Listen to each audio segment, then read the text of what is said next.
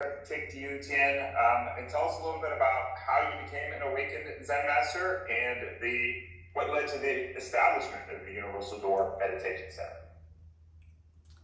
Good morning, everyone. How are you today? Doing very well. Monday morning, doing well. I'm Awakened Zen Master Thich Dieu Thien. I'm very happy to be here with you to share about my awakened journey. And I wish you all soon to wake up to be truly happy and truly free in this life disturbed by nothing. And as you know, I was born to know that awakened world exists. And a world have true love, true compassion, true wisdom. In there, no more conflict, no more suffering. And every day I witness all people suffer about right, wrong, good, bad, high, low, and love and hate. I saw how people suffering. Truly in me, I want to go home, to be truly free, and then help all people to wake up, to be truly happy. And seeing at that time, I searching for the answer for my question. And until I am 13 years old, I have a chance to read the Buddha life. And I saw he found out the answer. He woke up and he helped all people to be truly happy and truly free. And from there, I make a vow to ordain. But I wait until I'm 18 years old, I ordain. And when I ordain, my life searching for the answer, day and night. I read books, I apply 1,000 methods, many methods. Sure, it helped me to reach some level of peace and happy, but truly it cannot bring me home. Even I go to school, study for master degree for Buddhism or any religions, but I didn't find out the answer until 2001 at Thailand.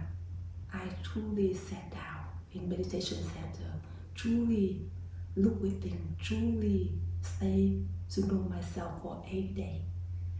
And everything happening within myself, I witness all the things inside me.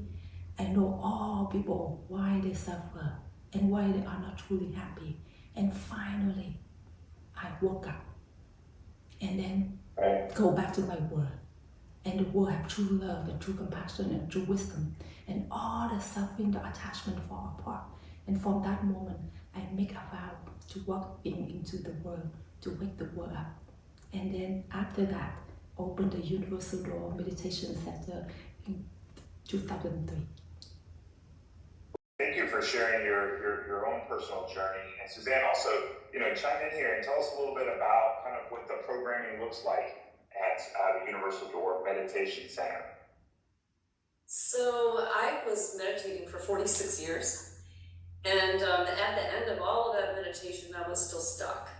And really stuck and caught in turmoil and right, wrong, good, bad. I was very reactive in relationships, and I found this meditation center. They offer different programs. The one that I came in on was the Saturday retreat. It's an all-day meditation retreat, but it's not really a meditation like that. You sit down and that's the practice. The practice is witnessing ourselves in sitting meditation, walking meditation, eating meditation. So it's an immersion into the wake-up process. They offer a free Tuesday session where you can go and get introduced to this wake-up pathway. They also have Sunday Dharma talks with Awakened One and lunch where you can immerse yourself into the community there. And they have regular wake-up sessions during the week for people who are on the awakened path. They also have immersion retreats, which I went on in Canada, and really went very deep inside to liberate. It found out that I was really attached to safety. And anything that came in that I perceived that wasn't safe, I would get very reactive because I had this really deep attachment to safety. And so when we liberate things from the root cause, it doesn't come back. And so after 2 years, I feel like I've transformed more in 2 years than I had in the 46 years. And I'm raised Christian. I know nothing about Buddhism. I was raised Christian. But this pathway truly is a pathway to liberate those really deep attachments to become truly free. So let's talk about, because I'm going to presume many of our listeners don't know a lot about Buddhism and maybe have a limited scope of meditation, and they've got an image of sitting in a particular position or breathing in a certain way, just trying to find connection and get into that idea of mindfulness. So what does this look like maybe in kind of, 21st century, the year 2024, November, kind of a setting for people? What is the hope for how this can slowly, become something that they can walk into? As you know, all people want to be truly happy and truly free, right? But truly they're stuck in their mind. They don't know how to get out.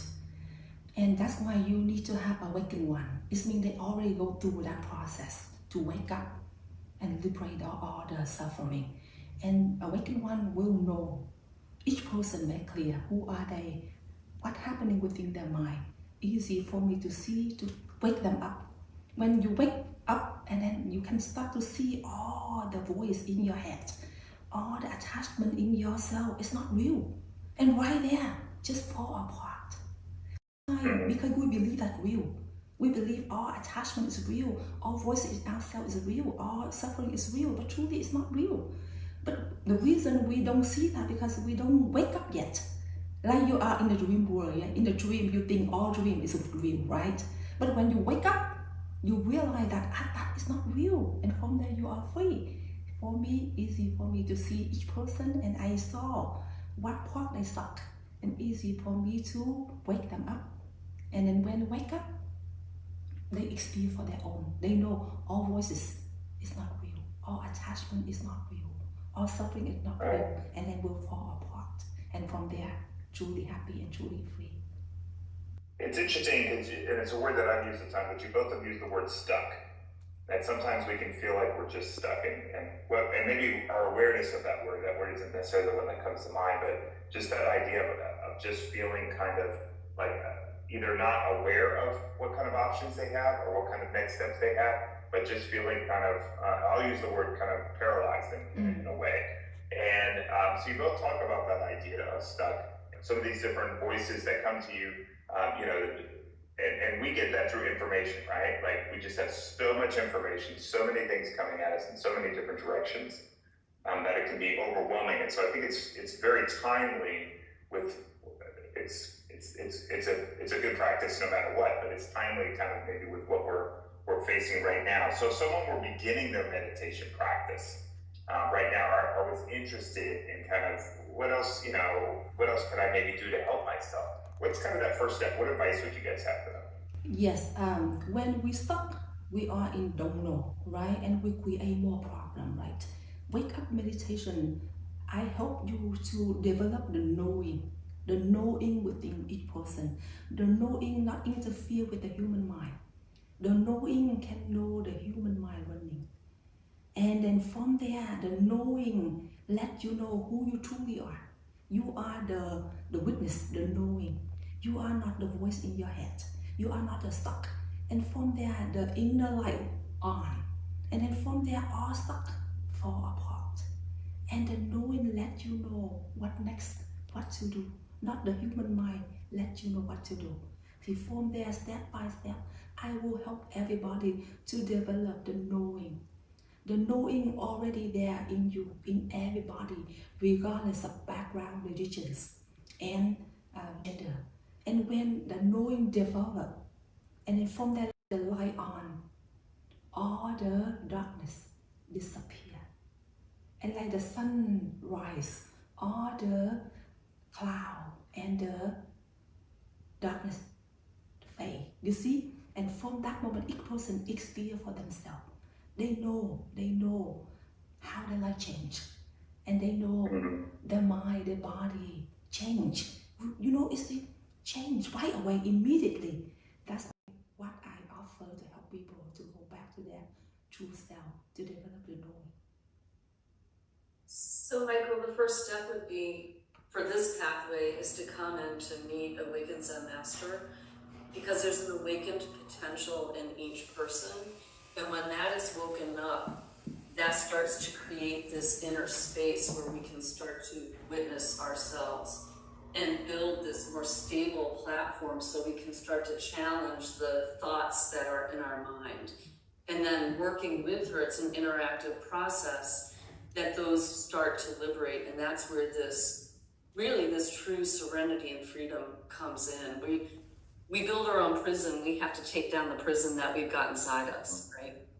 Absolutely. We create a lot of narratives in our head that can box us in many, many different times, in many different ways. You talk about visiting the center and kind of taking that first step as we start to come to close. I know the Vietnamese Lunar New Year is coming up in January. Are there any special events that are happening?